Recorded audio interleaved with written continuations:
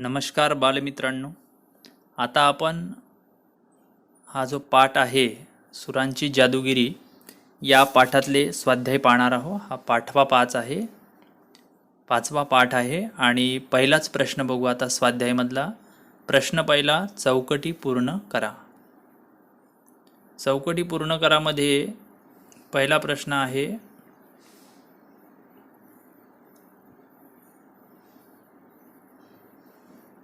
गाणाऱ्या जात्याच्या आवाजाची वैशिष्ट्ये.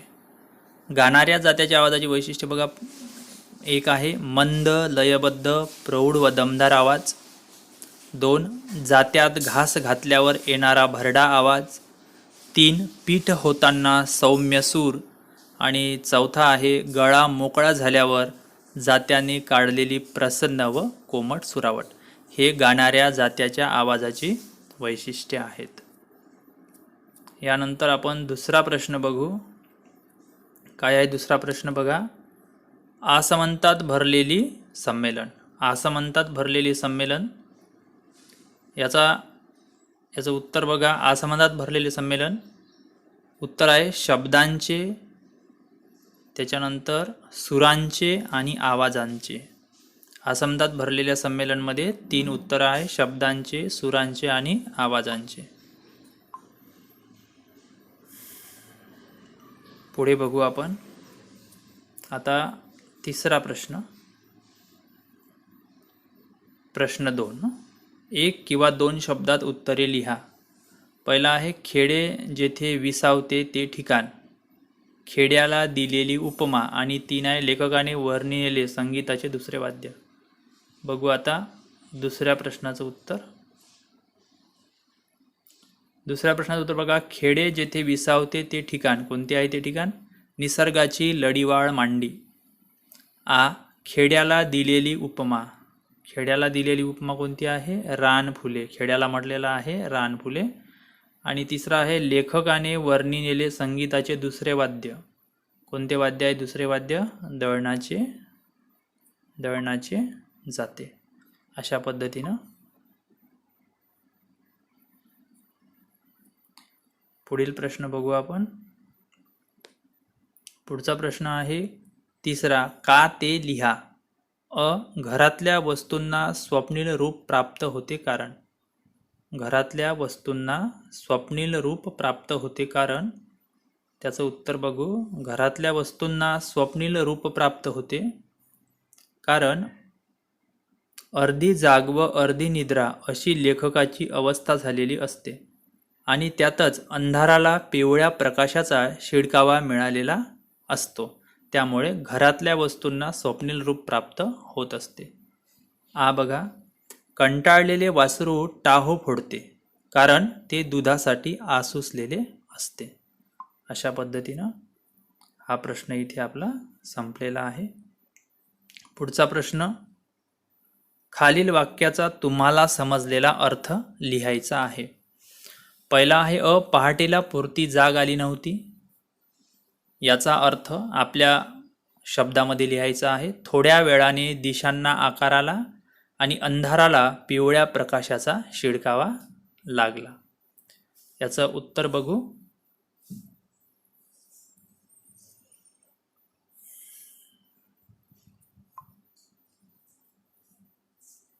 बघा. क्वचित कुठेतरी एखादे काम सुरू झालेले असते. त्याचा फारसा आवाज येत नसतो. माणसांच्या हालचाली सुरू झालेल्या नसतात. हे काय आहे? पहाटेला पुरती जाग आली नव्हती याचा अर्थ. दुसरं आहे आपलं थोड्या वेळाने दिशांना आकार आला. आता त्याचा अर्थ आहे काळोख विरळ होत गेला, प्रकाश हळूहळू पसरू लागला, सर्व दिशांकडे झाडे झुडपे दिसू लागले. त्याच्यानंतर तिसरा प्रश्न आहे अंधाराला पिवळ्या प्रकाशाचा शिडकावा लागला. त्याचा अर्थ आई चिमणी पेटवते आणि त्या जात्यावर दळू लागते, तेव्हा चिमणीचा पिवळसर प्रकाश घरातल्या वस्तूंवर हळूहळू तरंगू लागतो. इथे या प्रश्नाचं उत्तर संपलेलं आहे. पुढे बघू आपण. प्रश्न 5 जोड्या लावायच्या आहे. इथे बघा आपण जोड्या लावलेल्या आहे. अ चिमण्यांची नाजूक चिवचिव म्हणजे जणू याची जोडी लागलेली आहे. व्हायोलिनवर हलक्या हाताने तारा छेडाव्यात. दुसरी जोडी सकाळचे संगीत वाद्यवृंदासारखे वाटते. तिसरी जोडी आहे एखादा पोपट. याची जोडी या संगीतात आपल्या सुरांनी भर घालतो. चौथी जोडी गोठ्यात बांधलेल्या जनावरांच्या गळ्यातल्या घंटा म्हणजे गोठ्यात बांधलेल्या जनावरांच्या गळ्यातल्या घंटा म्हणजे काचेच्या नाजूक बांगड्यांचा आसोबत जोडी. आणि कोंबड्याचा कॉक कॉक असा आवाज म्हणजे ठेका धरणारा आवाज. अशा पद्धतीने इथे आपण जोड्या बघितलेल्या. 7वा प्रश्न बघा. दैनंदिन जीवनात सकाळच्या वेळी तुमच्या कानावर पडणाऱ्या आवाजांचे वर्गीकरण करा. सकाळी आपल्या कानावर जे आवाज येतात त्यामध्ये आपल्याला कोणते ऐकावेसे वाटणारे आवाज आहे आणि कोणते त्रासदायक वाटणारे आवाज आहे ते आपल्याला इथे लिहायचं आहे. बघू आता आपण कोणते आवाज ऐकावेसे वाटतात आणि कोणते ऐकावेसे वाटत नाही. पहा याच्यात ऐकावेसे वाटणारे आवाज. सकाळची शाळेतील प्रार्थना, चिमण्यांचे चिवचिव, कबुतरांचा गुटरगू, गायींचे हंबरणे, बकरीचा बेंबे, कपबशांची किनकिन, भाकरी थापण्याचा आवाज, चहा पितानाचा स स हा असा आवाज हे आपल्याला ऐकावेसे वाटणारे आवाज आहे. तसेच त्रासदायक वाटणारे आवाज पाहू आपण. कुकरची शिट्टी, मिक्सरचा आवाज, किरकिऱ्या मुलाचे रडणे, कावळ्याचा आवाज, कुत्र्याचे भुंकणे, गाढवाचे ओरडणे, गंजलेल्या बिजागरांचा आवाज, रहाटाचा कुर्र असा दीर्घ आवाज हे आवाज आपल्याला ऐकावं वाटत नाही. पुढचा प्रश्न बघू. भाषेतील सौंदर्य या दृष्टीने पाठातील वाक्य शोधून लिहा. उदाहरणार्थ, निसर्गाच्या लढीवाळ मांडीवर विसावलेल्या खेड्यांचा जीवनक्रम सौंदर्याने माखलेला असतो. या प्रश्नाचं उत्तर बघू आपण.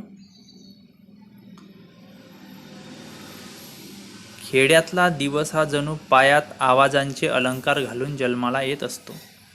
पहाटेला पुरती जाग आलेली नसते. त्या जात्याचा मंद, लयबद्ध, प्रौढ व दमदार आवाज छोट्या मोठ्या ताना व हरकती घेत आसमंतात भरून जातो. अंधाराला पिवळ्या प्रकाशाचा शिडकावा लाभलेला असल्याने घरातल्या साऱ्या वस्तूंना स्वप्नील रूप प्राप्त झालेले असते. अशा पद्धतीनं या प्रश्नाचं उत्तर आहे. पुढचा प्रश्न बघू. खेळूया शब्दांशी. इथे व्याकरणाचा भाग आहे. पाठाच्या आधारे विशेष विशेषणांच्या जोड्या लावा. आता ह्या जोड्या आपल्याला इथे लावायच्या आहे. पाठाच्या आधारे विशेष विशेषणांच्या जोड्या लावायच्या आहे. बघा इथे मी लावलेल्या आहे. आता इथे या टेबलमध्ये विशेषणं आलेले आहेत आणि या टेबलमध्ये विशेष्य. आसुसलेला टाहो, मुलायम स्पर्श, लढीवाळ मांडी, भरभरीत झांज, कुर्रेबाज तान आणि किरटा आवाज. अशा पद्धतीनं या प्रश्नाचं उत्तर लिहायचं आहे. पुढचा प्रश्न बघू आपण. आता हा तक्ता पूर्ण करायचा आहे. शब्द, सामान्य रूप आणि विभक्ती प्रत्यय. तर हा जो टेबल आहे याचं आपण उत्तर बघू इथे. बघा शब्द आहे सुराने, सामान्य रूप होते सुरा. सगळ्याच याच्यामध्ये सामान्य रूप सुरा सुरा सुरा सुरा आहे. आणि विभक्ती प्रत्यय बघा इथे ने आहे, इथे ने, इथे त त, चे चे, ला ला आणि शी शी. अशा पद्धतीने आपण होमवर्क, गृहपाठ इथे बघितलेला आहे, स्वाध्याय बघितलेले आहे. मला आशा आहे की आपल्या सगळ्यांना हे अतिशय चांगल्या पद्धतीनं समजलेले आहे. माझं हे यूट्यूब चॅनल आपण सबस्क्राईब करावं आणि लाईक, शेअर आणि कमेंट करावं. व्हिडिओ बघितल्याबद्दल धन्यवाद.